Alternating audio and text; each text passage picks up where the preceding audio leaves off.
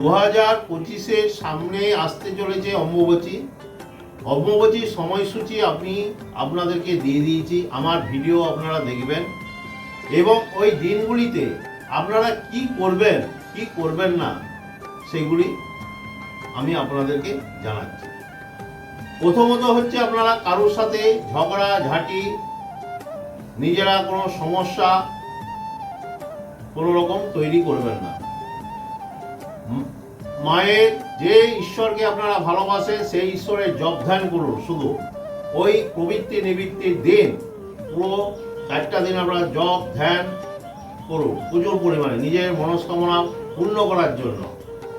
এই দিনগুলিতে বা অম্বুবাচীর মধ্যে সর্পভয় নিবারণের জন্য দুগ্ধ পান অবশ্যক, দুগ্ধ পান করুন। পাঠ্যকর্ম, বীজ বপন, ছবি কাজ, শুভকর্ম ও সপ্তাহব্যাপী বিশেষত যাত্রা প্রভৃতি নিষেধ আছে।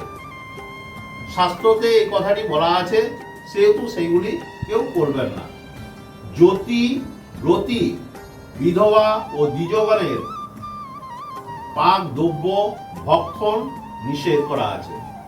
তাহলে এইগুলি আপনারা মেনে ভালোভাবে থাকবেন, কোনো কিছু সমস্যা যাতে না হয় তার জন্য মায়ের জপ ধ্যান শুরু করুন, যেন ভালো কর্ম আপনাদের লাভ হয়, ভালো কর্ম হয়, নিজের মনোবাসনা যাতে পূর্ণ হয়।